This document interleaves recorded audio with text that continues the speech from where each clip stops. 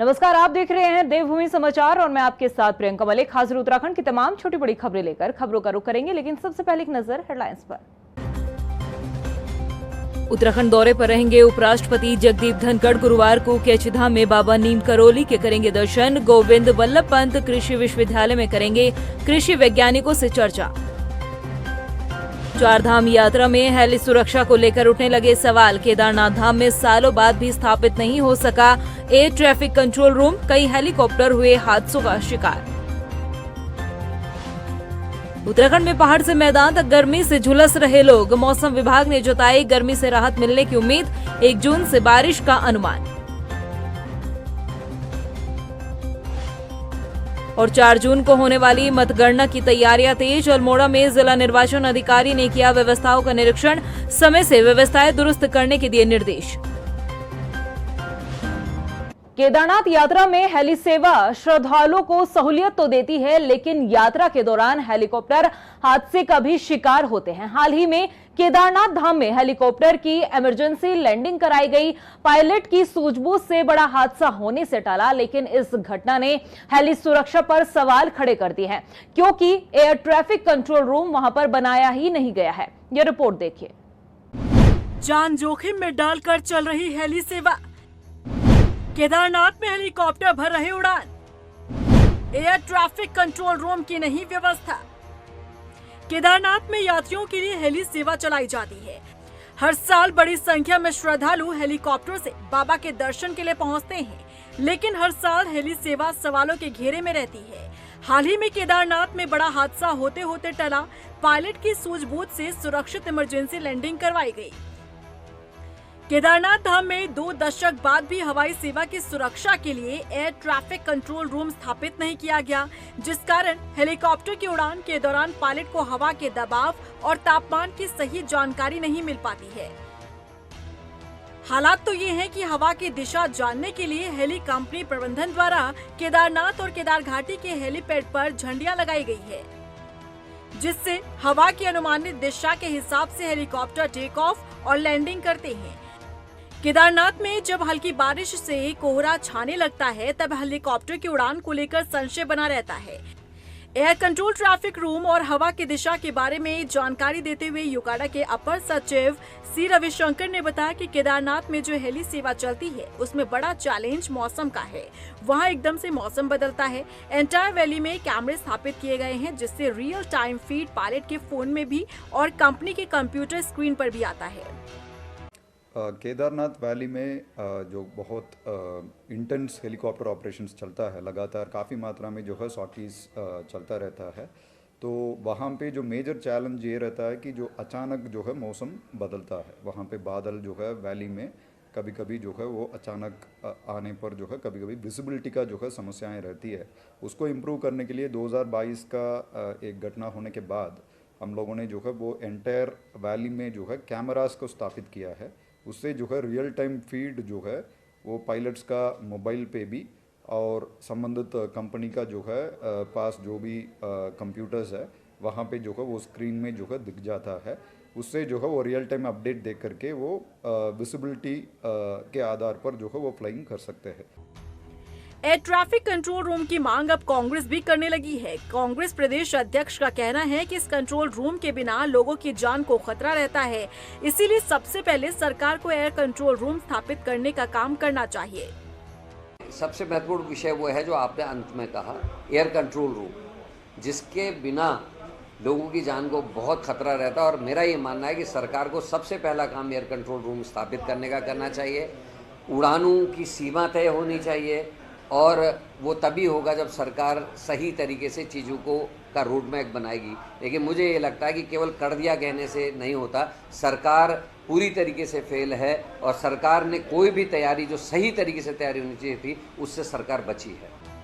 वहीं बीजेपी का कहना है कि अगर कहीं पर भी कंट्रोल रूम स्थापित होता है तो वो डीजीसीए के मानकों के अनुरूप स्थापित किए जाते हैं। देखिए, एयर ट्रैफिक भारत सरकार के डीजीसीए के द्वारा नियंत्रित किया जाता है।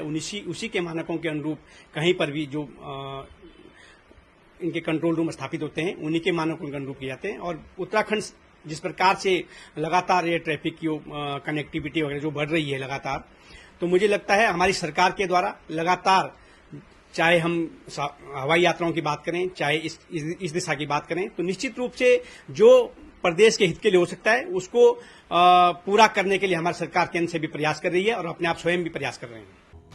हर साल चारधाम में यात्रियों की संख्या बढ़ रही है, लेकिन इसी बीच अब हवाई सुरक्षा को लेकर भी सवाल उठने लगे हैं, जिसके लिए एयर ट्रैफिक कंट्रोल रूम बनाने की मांग विपक्ष कर रहा है। देखना होगा कि आगे आने वाले दिनों में हेली सुरक्षा को लेकर प्रदेश में क्या इंतजाम किए जाते हैं। उत्तराखंड में गर्मी से लोगों का हाल बेहाल हो चला है। सूरज की तलखी जारी है, लगातार तापमान 40 डिग्री को पार कर रहा है, लेकिन इस बीच राहत की एक खबर है। मौसम विभाग ने बारिश की संभावना जताई है। आखिर कब बदलेगा उत्तराखंड में मौसम, आइए इस रिपोर्ट में दिखाते हैं। उत्तराखंड में सूरज की तलखी जारी, गर्मी लोगों पर पड़ रही भारी। मौसम विभाग का पूर्वानुमान, 1 जून से बारिश का अनुमान। उत्तराखंड में लगातार सूरज की तपिश लोगों पर भारी पड़ रही है। पहाड़ से लेकर मैदान तक सूरज की तलखी लोग झेल रहे हैं। कई दिनों से तापमान 40 डिग्री के पार पहुंच रहा है। हीट वेव के कारण लोग बीमार पड़ रहे हैं। ऐसे में मौसम विभाग की माने तो 2-3 दिनों तक तापमान यूं ही बना रहने वाला है, लेकिन 1 जून से मौसम का मिजाज बदलने वाला है। लोगों को चिलचिलाती धूप और गर्म हवाओं से राहत मिल सकती है, क्योंकि 1 जून से बारिश की संभावना है। ऐसे में तापमान में गिरावट भी दर्ज की जा सकती है। वेदर एक्टिविटी की बात करें तो रेन थंडरस्टॉर्म एक्टिविटी अंदर के डिस्ट्रिक्ट्स में आज भी रहेगी, और कुमाऊं के जो हिल्स की बात करें तो वहाँ पे हिल्स में ही मैं कहूँगा कि जो है थंडरस्टॉर्म एक्टिविटी कुछ जगहों तक में मिलेगी, विशेषकर अंदर के डिस्ट्रिक्ट्स में। कल भी स्थिति ऐसे ही है। परसों से आप देखें तो जो एक्टिविटी बढ़ने वाली है। आप ये कह सकते हैं कि जो कुमाऊं रीजन है उसमें अनेक जगहों तक में रेन थंडरस्टॉर्म एक्टिविटी मिलेगी हिल्स में, और जो गढ़वाल रीजन है उसमें भी कुछ जगहों तक में ये रेन थंडरस्टॉर्म एक्टिविटी मिलने वाली है। प्लेन्स में मैं कहूँगा कि एका दुका जगहों में प्लेन्स में भी रेन थंडरस्टॉर्म एक्टिविटी मिलनी चाहिए। तो आप देखेंगे टेम्परेचर भी कम हो जाएंगे, और जो रेन का एक शुरुआत कह लीजिए कुछ जो है वो आपको मिलनी शुरू होगी। इसी तरह 31 में और 1 में भी रहने वाली एक्टिविटी। तो मैं कहूँगा कि 30 से आगे जो है काफ़ी राहत मिल जाएगी, टेम्परेचर में राहत मिलेगी, और जो रेनफॉल एक्टिविटी वो थोड़ी बढ़ेगी। तो इस तरह की स्थिति है। बता दें कि उत्तराखंड में बढ़ता तापमान सबको हैरान कर रहा है, क्योंकि अन्य राज्यों के मुकाबले उत्तराखंड में ठंडक होने के कारण पर्यटक इस ओर रुख करते रहे हैं। लेकिन इस बार राजधानी देहरादून की गर्मी ने पिछले सारे रिकॉर्ड तोड़ दिए और पारा 40 डिग्री के पार जा पहुंचा है। न सिर्फ दोपहर बल्कि सुबह से ही सूरज आग उगलने लगता है। खुले आसमान के नीचे काम करने वालों पर इस गर्मी ने सितम ढाया है। बहरहाल मौसम विभाग ने आगे आने वाले दिनों में राहत मिलने की संभावना जताई है। ऐसे में लोगों को इंतजार है कि मौसम विभाग का पूर्वानुमान सटीक साबित हो, ताकि गर्मी से निजात मिल सके। 4 जून को होने वाली मतगणना की व्यवस्थाओं को लेकर अल्मोड़ा में जिला निर्वाचन अधिकारी विनीत तोमर और एसएसपी देवेंद्र पिंचा ने संयुक्त निरीक्षण किया। फलसीमा स्थित आईटीआई परिसर पहुंचकर जिला निर्वाचन अधिकारी ने व्यवस्थाओं को देखते हुए नोडल अधिकारियों को समय से व्यवस्थाएं पुख्ता करने के निर्देश दिए हैं। जिला अधिकारी ने कहा कि मतगणना टेबल, एआरओ के बैठने की व्यवस्था, बिजली, सीसीटीवी कैमरे और आवश्यकता उपकरण स्थापित करने के भी उन्होंने निर्देश दिए। सारी व्यवस्था सिक्योरिटी व्यवस्था की जा रही है, जिसमें आईटीबी, बीपीएस की पुलिस वालों के द्वारा की जाएगी। और जो हमारा पेरीमीटर है जो अंदर आर्मी को रहेगा, उसमें किसी भी व्यक्ति को मोबाइल फ़ोन अलाउ नहीं होगा, स्मार्ट वॉच अलाउ नहीं होगी। जो भी हमारी ऐसी चीज़ें हैं ऐसी कोई भी चीज़ अलाउ नहीं होगी। और हर टेबल पर एक काउंटिंग एजेंट की व्यवस्था है। इसके लिए पॉलिटिकल पार्टी को भी अवगत कराया गया है, कैंडिडेट्स को भी अवगत करा दिया गया है। जो मेन एंट्रेंस है वहाँ से जो हमारे स्टाफ हैं, काउंटिंग स्टाफ रहेगा, एआरओ स्टाफ रहेगा, उनके लिए आने का रास्ता अलग रहेगा, और जो पॉलिटिकल रिप्रेजेंटेटिव हैं, उनके जो एजेंट हैं, उनके लिए आने का रास्ता अलग रहेगा। उधर रामनगर में कौमी एकता मंच ने बनभूलपुरा हिंसा को लेकर अधिकारी और सरकार की भूमिका पर सवाल उठाए हैं। मंच के सदस्य ने बताया कि उनकी टीम ने फैक्ट फाइंडिंग के लिए हिंसा प्रभावित क्षेत्र का मुआयजा कर रिपोर्ट तैयार की है, जिसमें यह खुलासा हुआ कि घटनाक्रम के दिन 6 लोगों की मौत के मामले में अब तक एफआईआर दर्ज नहीं हुई। वहीं घटना के बाद हिंसा प्रभावित क्षेत्र में लोगों के साथ बर्बरता की गई है। कौमी एकता मंच का आरोप है कि मौजूदा वक्त में लव और लैंड जिहाद के नाम पर अल्पसंख्यकों का उत्पीड़न किया जा रहा है। इस रिपोर्ट में जो वहाँ की जो जनता है, जो तमाम तरीके से पीड़ित हुई, और उनके 7 लोग मारे गए। इस मामले की गहराई से जांच की गई और जो लोग मारे गए वो अधिकतर गरीब मेहनतकश लोग थे और वो उस जब वो उपद्रव हो रहा था उसमें वो शामिल भी नहीं थे। कोई काम से लौट रहा था तो कोई अपने बच्चों के लिए दूध लेने जा रहा था, तो कोई जब वो उपद्रव हो रहा था तो अपने भाई को बचाने के लिए गया। तो सारे ही जो मारे गए हैं वो गरीब मेहनतकश से। और इस रिपोर्ट का जो मकसद है वो वहाँ के जो जनता है जो पुलिस के उत्पीड़न का शिकार हुई है, क्योंकि 10 तारीख के दिन जो पुलिस है वो घरों में घुसकर उन्हें मारा गया है, उनके हाथ पैर तोड़ दिए गए हैं।